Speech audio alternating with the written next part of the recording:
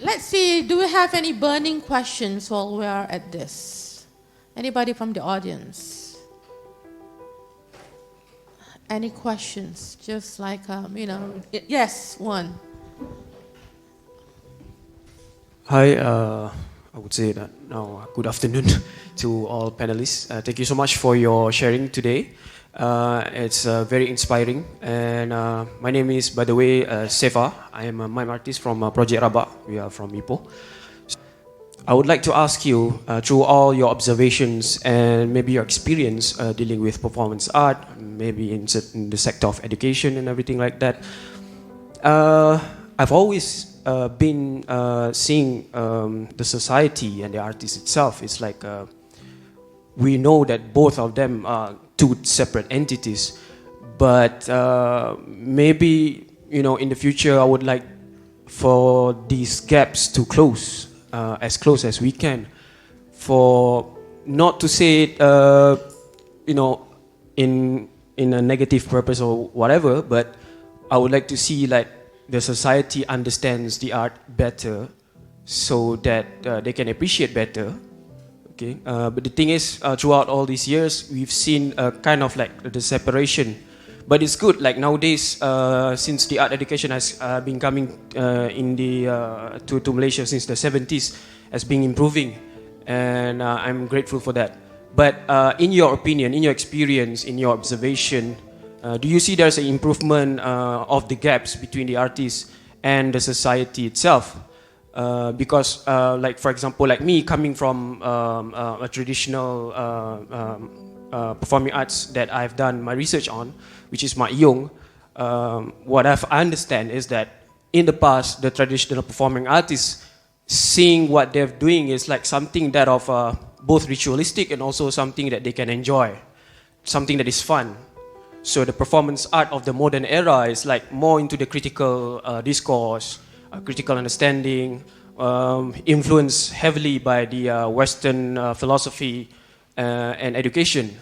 So do you think that somehow we can close this gap and make them understand that what we are doing, the performance artists, is not only like we try to invoke the critical understanding of a subject matter, but at the same time we try to make them enjoy as well what we're doing, It's the same thing, kind of a discourse that we've seen through Salih bin Jonit's act on Pia Dasar's exhibition, Sometimes we've seen that performance artists may be like too engrossed in themselves, that performance might be like too little serious. But at the same time, the society concept of art is something that's enjoyable, such as Mak Yong. Although most of us in here might not be, might seeing that some kind of absurd, some might see as an enjoyable. But in your opinion, I would like to ask you this, all panels, please. Thank you. Thank you. So I have,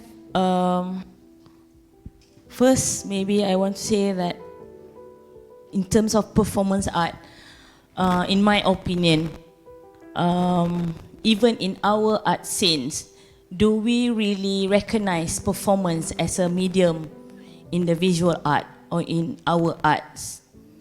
And the other question is about how in the academically actually seeing this performance art have a value in our terms of arts in Malaysia, because I'm not talking about for the internationally, because I think internationally they already recognize performance as a one of the medium that we use in arts.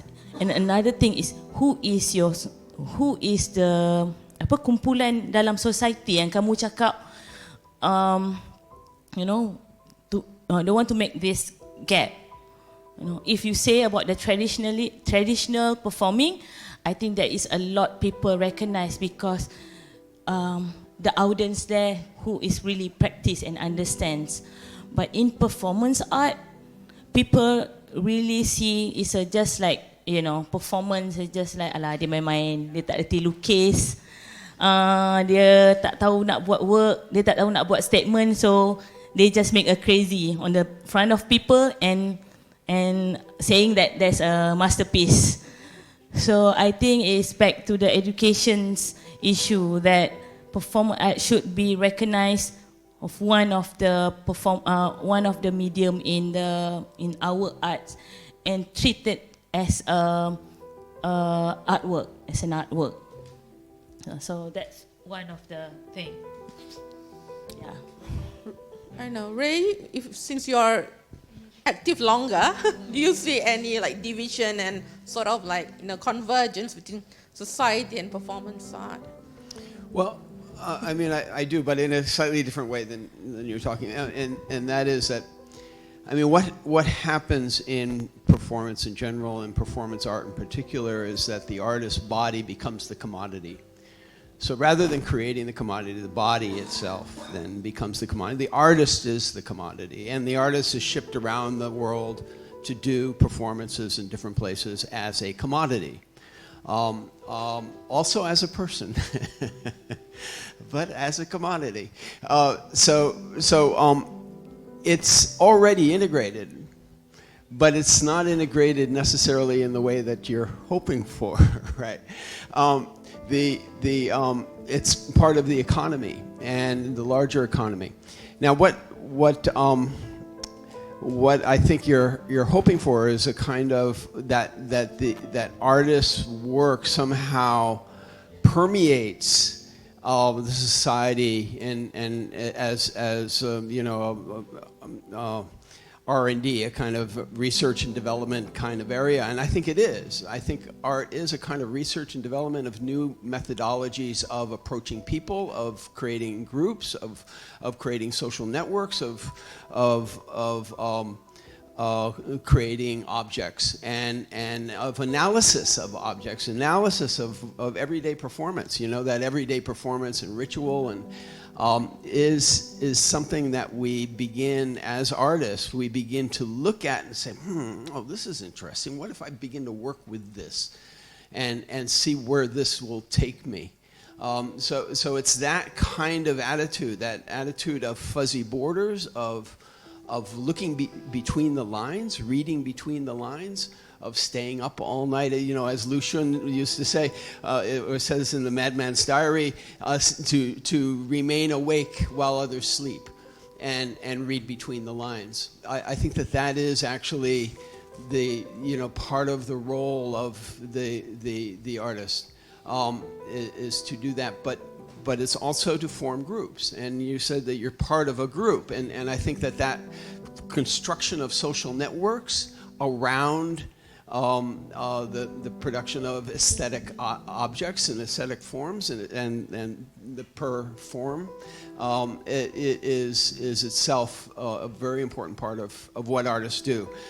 It's also part of, this was a discussion I was having with one of my students yesterday. And he was saying, why?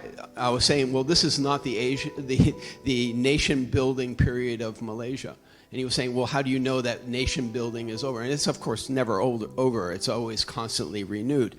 But this is the period of a kind of critical cosmopolitanism also, where groups are meeting groups in other countries, and the region actually is becoming the active boundary. It's not really a boundary, but a fuzzy border of Malaysia. So that an artist going abroad has always been part of that. So at the same time that we're commodities, we are also kind of network participants. Yeah, I don't know if that makes sense. So it's not necessarily the nation. It's the region. It's and as we know, I mean, today is the environment strike. It's the globe, and our species has produced profound devastation throughout the world, and we're very overpopulated, and and we destroy everything, and we want all predators to be destroyed, and except for us, and so that it's global, and we cannot deny that anymore. Every country seeps into the countries around it, as we know with the haze, right? And yeah. Whoever created it, we know. Okay, Sharon, want to respond to that? I'll just respond quickly. About the gap, yes, it's a very real gap. It's an economic gap, but also it's a cultural gap.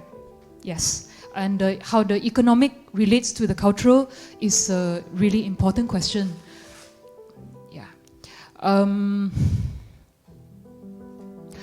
I think this question, when we say who we are addressing, also we should be specific, because not one solution fits all. And I think a good way to think about it is, we know we need more, but the question is, what do we need more of? Because there's a lot of art happening, you see, but I can tell that you are dissatisfied, and I also am dissatisfied, because there is a gap. Yeah, and we should be clear which one is cultural, which one is economic, and where and how they intersect together. On a personal level, I think also, because we always talk about seni untuk rakyat, but for me, actually, I feel it's still, you are giving something to to the rakyat, you know. But for me, I feel that it's a gap that we have to close inside here also as an artist, because for me is sign up bersama rakyat. Art is a way to be with other people. Yeah, not marketing to them, not giving them, this is good for you, take your medicine. Yeah, but it's a way to be together. And to be together, you need to be vulnerable. And that means you need to make art in places that sometimes people don't understand. People, memang orang akan cakap, apa ni? Apa benda ni? Yeah, you need to feel that, actually. You need to exercise that part. And also to, maybe the art needs to be part of the festival as well. This really serious thing needs to be on that same level. So it's very messy. I would say more messy the better at this point in time. Yeah, more decentralized. So being in Ipoh is good. I live in Port Dickson. More decentralized. Okay, good. We have another question. Yes. It was more a reaction to your question, I think. And it made me think of maybe also Cold War rhetorics, where the criticality and trying to deconstruct, I think in academic terms you call about postmodernism, where I'm not very well in how you term things, but where being critical and to deconstruct what is already constructed became a type of aesthetic and also a politics, where when you refer to, are we doing the same as what in the Western world, maybe more US and Europe, that were going in a kind of cultural clash with China and Russia, where the establishment having opera, having ballet and traditional classical forms would be countered by US in proposing more rebellious jazz, speaking against the establishment. And this was something I was thinking about, how you were saying, are we gapping because of a bigger movement in this world, where globalization in the hands more of the industrialized world, which is global north, I would say. So that was a bit of what I was feeling in his question as well, but not sure. I'm based in Brussels, in Europe, and I'm also thinking about, are we still in that Cold War rhetoric where CIA has been placing different ways of thinking? Yeah, so maybe it's a good question to ask you. Everybody thought that was CIA. No. Well, yeah, I mean, fundings have been done under the table also too. Even the acting artists and organizers didn't know that it was, we were maybe part of a bigger scheme. So sometimes I also think about that. So I'm not sure for you. So that's a statement rather than a question, I guess. It's not a statement. That was what I was thinking. There's one of these theories that circulates. Do you relate? I sometimes relate to it. I mean, I'm from the contemporary arts scene as well. And sometimes I'm like, deconstruction, criticality, yeah. But not sure if you also encounter it in your own introspections. Yeah. Ray, do you want to respond? Well, it's interesting, Christian Jitt, the late Christian Jitt, under the U.S.A. was invited to an event, by U.S.A. and then those who were very critical of the United States. This was during the late 70s, I think, and then so it's right in the wheelhouse of that era that you're talking about, when the CIA actually was using ASEAN as a construction to permeate these countries here. So and it was the period right after the imperialism in Vietnam, et cetera, and continued imperialism. So, but then, if those who were critical were then invited to the U.S., and he found that actually there was this attempt to bring him as a cultural worker here in Malaysia into the very thing that you're talking about, into the heart of the methodology of advancing culture as politics, culture as ideology, and that is absolutely was very, very strong during that period, and you can see it still in how the internet works. So we haven't left that period, and I think that the internet is a global phenomenon with centers of power, and that we all need to be aware of that. Yeah. Okay, any other questions? Yes. Sila. Okay, I'm sorry, I want to ask in bahasa. Okay. Boleh. Raja Yusof Prinslan, saya tertarik dengan karya Puan Intan dan juga Sharon sebelum 9 Mei 2018 ya. Nampak macam ada sensitif sikit lah, walaupun masa tu masih ada kawalan lah tentang kebebasan berkarya kan. Dan sekarang ni apa yang sedang dipikirkan selepas 9 Mei 2018? Kita tahu sekarang ni pun sudah kurang lebih bebas lah kan untuk bercakap, untuk beraksi apa semua kan. Jadi apakah setakat ini karya yang dirancang lah ataupun pandangan anda terhadap perjalanan pemerintahan yang berlaku sekarang lah? Adakah masih belum lagi dapat membuat rumusan kerana terlalu awal, ataupun sudah ada dalam fikiran dan belum lagi diekspresikan? Mungkin Puan Intan dan Sharon boleh jawab lah, tapi mungkin dalam kawalan sedikit lah kan, walaupun ada bebas kan. Okay, terima kasih. Terima kasih soalan tu. Okay, mungkin saya boleh cakap sikit tentang karya saya. Kalau sebelum, memang ada untuk performance art, dia memang kebanyakannya memang reflect kepada situation yang sebenar.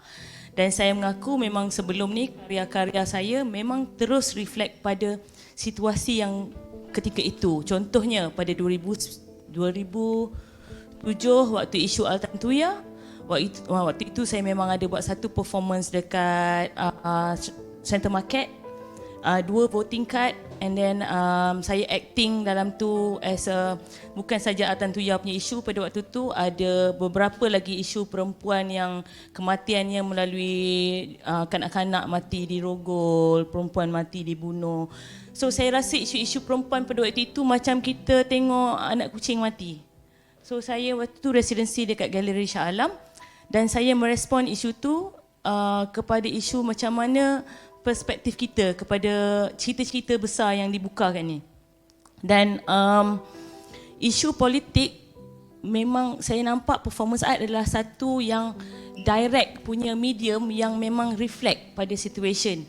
Dan dalam masa yang sama, audience dapat info secara mungkin perspektif diorang, tapi secara cepat, dan benda tu reflect dengan jelas. So berbalik pada situasi politik kita yang selepas election, dan bagaimana benda ni reflect kepada karya kami, kepada karya saya. Dan saya melihat contohnya karya yang saya buat di Itali itu adalah selepas election. dan dia adalah seperti saya berdialog, macam saya bercakap sekarang. So pandangan saya, apa perasaan saya, mungkin pada waktu sebelum tu kita ada banyak benda yang kita ingin kemukakan, yang kita cadangkan dan kita reflect pada situasi. Dan mungkin selepas ini satu benda yang saya rasa artis mungkin tidak perlu ada side dalam political side, tetapi kita ada suara untuk menyatakan tentang kemanusiaan dan juga kebenaran. So it depends, it really depends on the situations. So yang untuk dan next project saya kemungkinan yang bercadang untuk ke Vienna pada November, dan ini saya nak bercakap tentang mungkin women issue, tentang roots and ritual, dan the idea tentang culture balik Malay, macam mana kita sebelum ada idea tentang Arabizations, dan kita punya pandangan dan pegangan kita sendiri untuk antara manusia dan juga alam. So ya, itu saya punya. Macam mana? Letters bila Oh, hari tu dekat A+. Yang untuk next ni belum lagi. Terima kasih. Kena follow lah.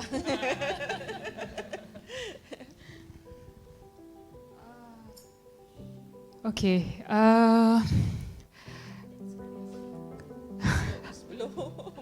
I guess I mean democracy is not a finished project, never going to be finished. I think we need to accept that. Yeah. And the question of how to go forward, there is progress, and May 9, it is a big achievement for our people. I believe that is really meaningful, but it's not the end. So we can analyze, but I think we need to move forward. Yeah, it's only a promise yang belum ditunaikan, but that promise we achieve it, but it's not fulfilled yet. But it's still important. One step, then the next step. I remember after the election happened, I felt we are the coolest country in Southeast Asia, really, because the rest of the world swinging to the right. But Malaysia, we chose change. Is a big deal. How that change happened, we don't know. It's like a gift. But the gift, we made it for each other. You know, nobody gave it to us. Not Mahathir, not the political parties. We made it together. That's what the meaning of this artwork is. Slowly sewing together. But sometimes you get something, and what do you do with it? You can't handle it sometimes. So I think what we're gonna do with it, yeah. Ada soalan lain? Ada questions? Soalan berkenaan dengan Intan tadi, saya macam bila Intan memberi contoh berkenaan dengan persembahan di Terengganu, yang dipilih is Ulit Mayang. Tapi on the perspective of performing arts, Ulit Mayang tu lebih jelas dilihat dari perspektif on performing arts. Macam mana Intan tapi kalau Ulin Telur tadi saya boleh jelas sebagai orang yang macam belum betul-betul faham the context apa semua tu, saya boleh cuba saringkanlah dua benda tersebut. Basically saya nampak macam kalau performing arts dia ada dia punya plot of the performance punya konteks kan, tetapi kalau performance art actually dia tentulah ada dia punya purpose ataupun dia punya hidden agenda di sebalik sesuatu konteks, satu persembahan performance arts itu dibuat, tetapi dia tidak memerlukan satu storyline yang seperti sebuah performing arts. Macam mana Intan melihat Ulit Mayang sebagai contoh yang tadi yang sebut dalam konteks performance art? Tapi Ulit Telur tu saya faham the konteks. Okey, terima kasih. Sebab saya cakap mungkin Ulit Mayang tu adalah satu yang memberi rujukan lah, inspired saya tentang performance. Dan saya rasa kalau kita bercakap tentang budaya, contohnya macam Ulit Mayang tu sendiri, apa-apa traditional punya performings, yang saya melihat dia tidak datang hanya dengan persembahan, dia datang dengan kalimat. Dia datang dengan apa kalimat yang dipersembahkan, apa kata-kata yang dipersembahkan, itu bermakna dan menyeru. Dan untuk performance art sendiri, mungkin saya boleh cakap saya tidak setuju kalau kita tidak ada macam satu purpose lah, apa tujuan. Sebab kebanyakannya performance yang boleh kita cakap interaktif, contohlah interactive performance. So it's a process of the performance, dan sebenarnya kita adalah berkarya bersama-sama. Dan benda tu untuk awal dulu performance saya ada memang buat sketches lah, macam kita buat artwork. Tapi beza dia adalah medium tu adalah bukan canvas tetapi adalah tubuh lah. Dan the idea of medium tu sendiri pun interesting. So dalam ritual performance sendiri, apa idea tentang medium tu sendiri? Dan saya sangat berminat untuk, dan saya rasa saya lebih rapat kalau cakap tentang in term performance, dan ritual adalah salah satu yang saya rasa saya suka untuk explore banyak dalam performance. Dan performing traditional mempunyai elemen yang sama. Tu saya rasa kekuatan dalam Southeast Asia punya performings or performance, you know, they have that element. Do you think it's magic? Is it?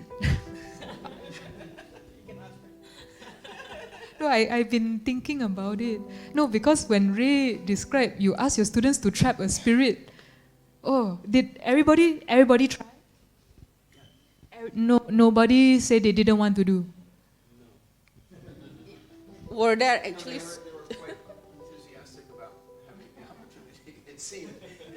I don't know if any. No one seemed to have misgivings about it, but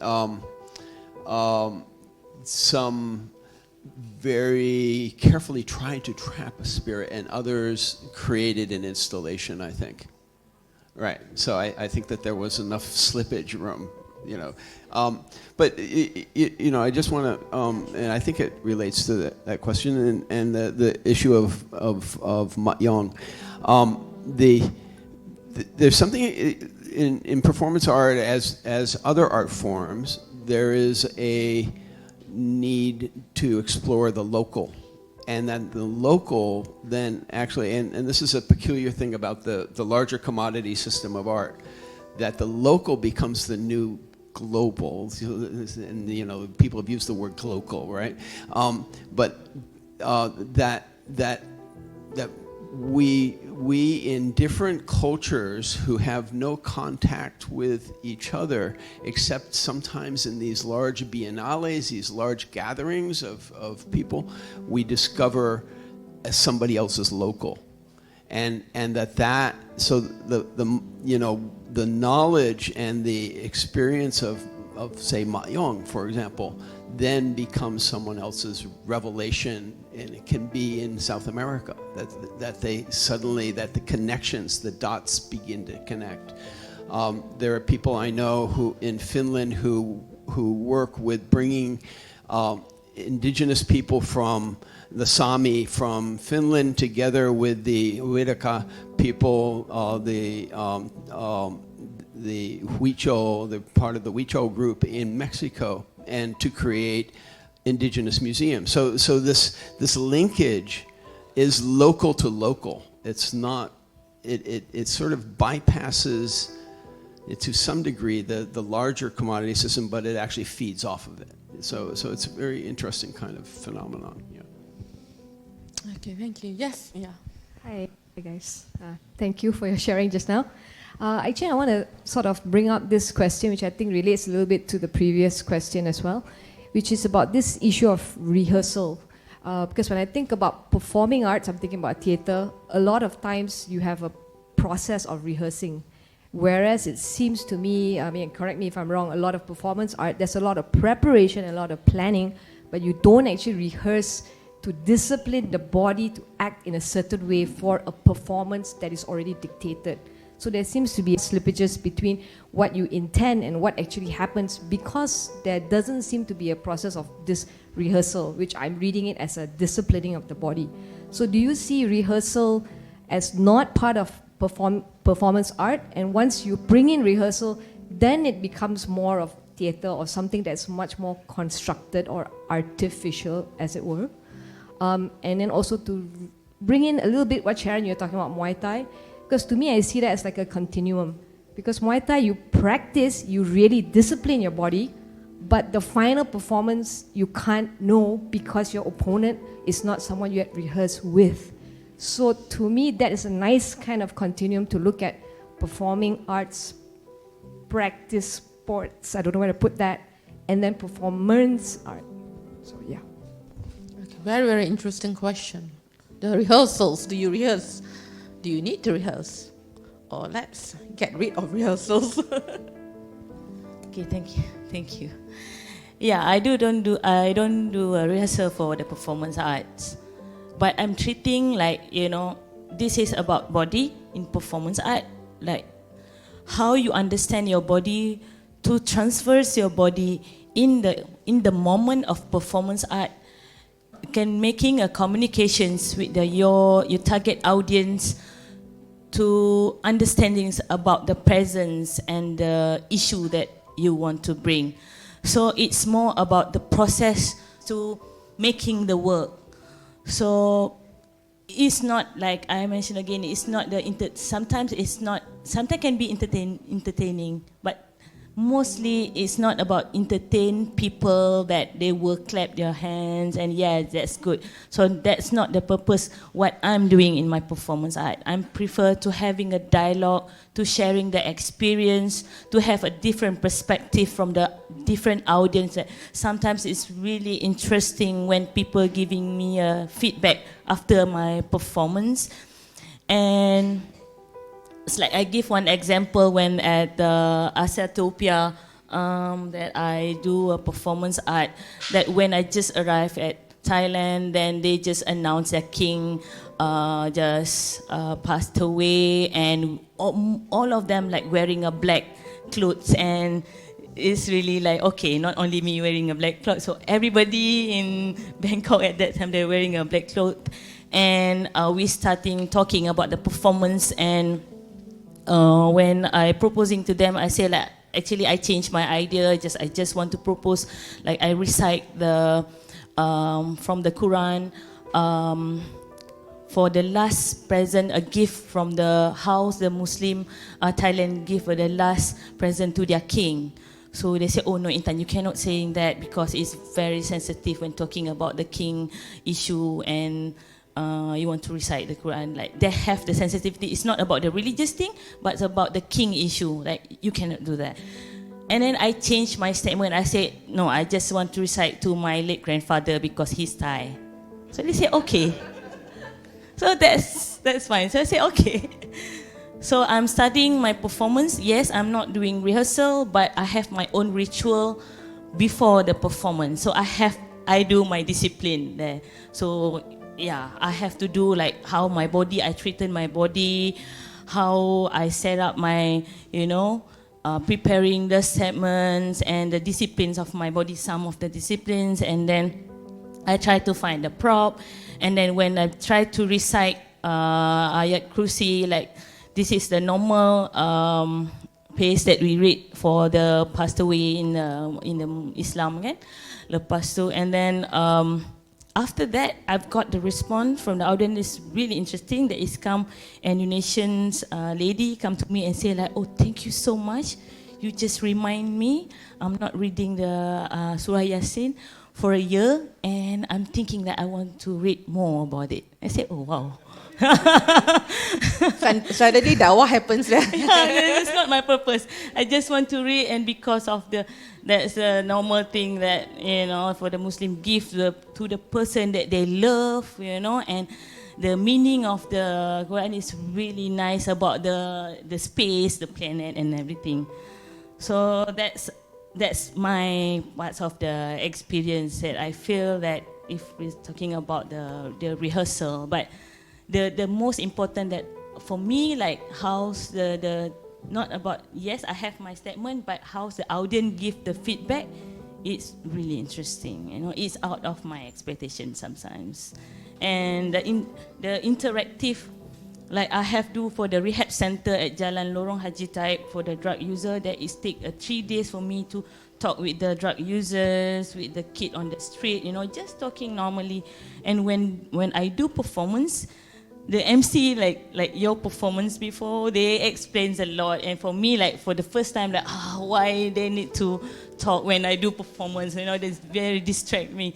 But I think again, actually it's good because, you know, sometimes in our art scene, when I do performance in the gallery, that's why like sometimes I try to approach people, and in the gallery sometimes they give the different perspective, and for the audience outside they will give like on the time, yeah, this is what you do, and then I have to make a dialogue about it.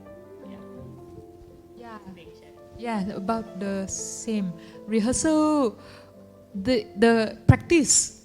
Yeah, you need to practice whether performance art or Muay Thai. Yeah, but also I think is maybe interesting is the idea of failure. So for me in performance art, failure always is an outcome. It's okay. It's not. Whereas maybe in performing arts, you know, you forget your lines. Aduh, that's an outcome you don't want. But in performance art, no, if you wanted audience to interact with you, audience didn't interact, it's still an outcome. So no failure, yeah, is also outcome. Yeah, that's right. I use both. Sometimes I've constructed a performance over a period of a year, and through constant repetition, every time I walk the dog, I was repeating the performance, and that was a long monologue, an hour-long monologue, and so I needed in order to do it, and what I did it on the street, in order to have interruptions, because when I knew that when doing the performance with an audience that people might interrupt, because my performances are a bit abrasive sometimes, sometimes I feel it's necessary for the performance artist to be the skunk at the picnic, you know, the one who messes things up, and that produces sometimes effect with the audience. And so constructing the performance means that you can start, stop at any point. So if the audience intervenes, then you have to somehow deal with it. So I constructed the performance in a way that I would be able to do that. But for me, the difference is showing the nervous system. I want, in any performance, I want to see whether it's an actor or who's doing a script or a performance artist, I want to see their nervous system. And that sometimes is in the error, in the mistake, in the collapse. And the collapse, the beginning and at the end are very, very interesting to me. The most interesting points of the performance, because that's when it melts into daily life, and it's when the artist stops being self-aware and loses that synthetic quality, which is always going to be there to some extent. But the synthetic quality is actually part of it, but it's also, I want to see that nervous system at work and how the nervous system produces that synthetic quality. Okay, thank you so much. I guess that's the last word from Ray and the panels. It's already 1 o'clock. Oh, one question? I was thinking, let's say for the exhibition, which is exhibition, normally we can last for, let's say, for 2 months. How performance arts, which is, let's say, katakan mandi bunga ataupun oleng telur, is it every day you can do at from, let's say, galleries open from 10 to 8 p.m. So how your artwork to be consistently exist at the gallery by using your method of artworks? Good. for those who are not familiar, you know. Okay. Sorry, me again. For the performance, I think like now I can see actually performance is not just like stop at the performance, you know. It can be installations, it can be videos, it can be photos. So this is another options that maybe sometimes the performance is not a durational punya performance, tapi it can be presenting in videos, in the installations of photo or other way like more of a documentation of the event itself. Yeah. I think performance dalam gallery ada tenaga dia sendiri. It has a specific kind of energy. It's different. Like I'm thinking of apa namanya? Mela, bukan Mela. There was one artwork which the bow and arrow. No. Melati Surya Domo. Yeah. So she do performance in the gallery. One is shooting arrow on the wall, not at people, on the wall. And another one is dia guling arang. I think for 8 hours a day. Yeah, tiap-tiap hari dia buat untuk 2 minggu. It's a different energy. Yeah.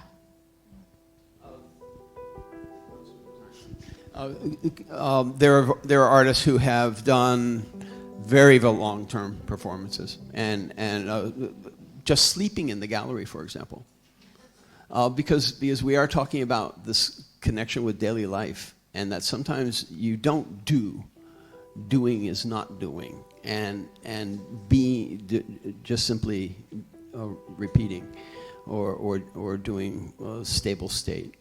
But what you're talking about, Mandi Bunga, you know, that kind of ritualization, certainly artists have been doing that kind of very long-term, long durational performance as well. And then other performances last for years. Actually, you know, like Ramat's hair. It's a 20-year performance, 18-year performance. Okay, any other, maybe last question? We have some food behind. If there's no question, feel free to continue the conversation with our panelists. We have some refreshments behind. I would like to thank Ray, Intan, and Sharon, who spent the time with us today this morning. Thank you so much for this session, and we hope to see you in your next performance.